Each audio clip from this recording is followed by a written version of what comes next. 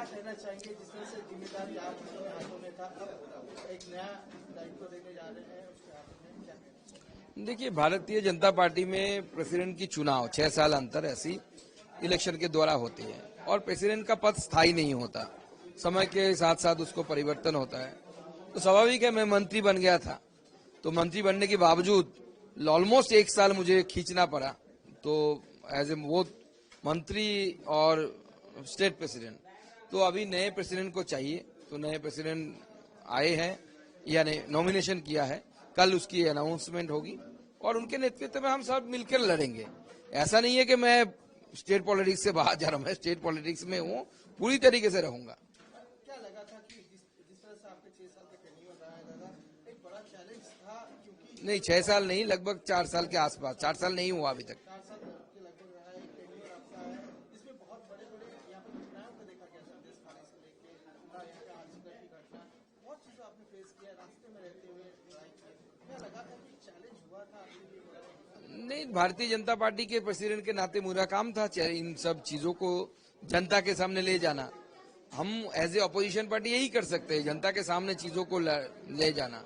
वो संदेश खाली हो, जो भी हो, हमने लड़ाई किया। लाल बाजार में भी हमें रहना पड़ा, अरेस्ट रहना पड़ा। तो इस तरीके से जैसे रास्ते में रहना, तो भारतीय जनता पार्टी की तरफ से मेरा काम था, मेरा ड्यूटी था, मैंने वो पालन किया। अब नए प्रेसिडेंट होंगे, उनके नेतृत्व में करेंगे। रास्ते में उतरना छोड़ेंगे नहीं, हम रास्ते में उतरेंगे। संदेश खाली हो, लाल बाजार में रहना हो, वो भी चलेगा, कंटिन्यू चलेगा, पीछे नहीं हटना है। नए प्रेसिडेंट के आदेश को लेकर, उनके जो स्वाभाविक है, जो प्रेसिडेंट होता है उनके मान के हम चलते हैं। पार्टी के ही नहीं है, उसको लेकर हम आगे बढ़ेंगे। पहले आपको एक ही टेन्योर, एक बड़ा चुनाव मिला है 2024 में, जिस तरह से लोकसभा चुनाव मिला है, तो क्या लगा कि पार्टी में वो जो बढ़ाव की बात कर रहे हैं, परसेंटेज वोट परसेंट आगे लाने में सक्षम हुए हैं? देखिए, 38% के आसपास वोट है भारतीय जनता पार्टी का, तो वोट लगभग उसी तरीके का वोट मिला है हमें लास्ट इलेक्शन में। तो 2-4 लाख इधर उधर होता रहता है, वो तो फ्लोटिंग वोट होता है। मुझे लगता है कि ये 26 में बढ़ेगा और हमारी सरकार होगी।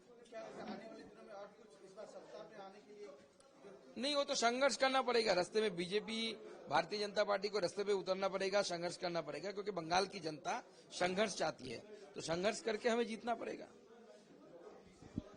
देखा है 2021 के बाद इसमें अभिजीत सरकार हत्या मामले में सीबीआई ने आज पूरा जो है 1 एमएलए और 2 काउंसिलर के साथ 18 एडिशनल एक्यूज को सीबीआई सप्लीमेंट्री चार्जशीट में आज शामिल किया है। क्या कहना चाहिए जिस तरह से आज के दिन में ये बड़ा है? देखिए, बहुत बड़ी घटना है और मैं सीबीआई की इस चार्जशीट को बहुत वेलकम करता हूं। हमारे बहुत सारे कार्यकर्ता 21 के बाद पीड़ित हुए हैं टीएमसी से, और जिस तरीके से अभिजीत सरकार को उनके मां के सामने, उनके घर के सामने पीट कर मार डाला गया, और वो भी अपने उनको सिर्फ नहीं, उनके साथ उनके जो पालतू कुत्ते थे, पेट थे, जो प्रेग्नेंट भी थी, उनको भी पीट पीट कर मार दिया गया। ये इस तरीके की निशंस हत्या, बारबेरिक एक्ट, मुझे लगता है कि तालिबान के समय भी नहीं हुआ होगा। जिस तरीके की घटना अभिजीत सरकार के साथ हुआ है, मुझे लगता है कि सीबीआई ने जो चार्जशीट दिया है, इन चार्जशीट के द्वारा, हाँ, एमएलए का नाम है उसमें, परेश पाल का नाम है, काउंसिलर की नाम है, 2-3 काउंसिलर हैं उनमें, तो इनको सजा मिलनी चाहिए।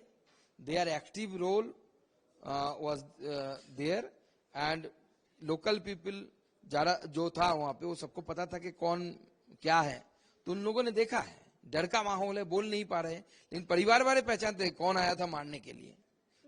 जिस तरह से हर नेता, एमएलए, काउंसिलर, चाहे कॉलेज में हो, चाहे संदेश कर, हर जगह में टीएमसी के लोग शामिल का नाम सामने आ रहा है, क्या कहना चाहिए? नहीं, टीएमसी अभी हुलीगन्स की पार्टी बन चुकी है। जिस तरीके से सीपीएम अंत के समय गुंडा, बदमाश, रेपिस्ट, इन लोगों की पार्टी बन गई थी, ऐसे ही अभी टीएमसी भी गुंडा, बदमाश, रेपिस्टों की पार्टी बन गई। सुकांत मजूमदार को क्या आप स्टेट प्रेसिडेंट के बाद बड़े नए दायित्व के में देखा जा सकता है कि आने वाले दिनों में कुछ और बड़ी जगह में देखा जा सकता है, बड़े दायित्व के साथ? हम पार्टी के कार्यकर्ता हैं, जो रिस्पॉन्सिबिलिटी मिलेगा वो करेंगे।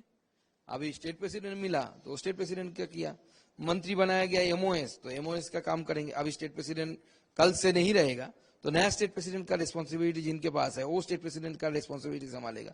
तो मैं मंत्री का रिस्पॉन्सिबिलिटी है उसको पालन करूंगा। कभी मंत्री नहीं रहूंगा तो सांसद रहूंगा, तो सांसद का पालन करूंगा। कभी सांसद नहीं रहूंगा तो कार्यकर्ता हूं, कार्यकर्ता का करूंगा।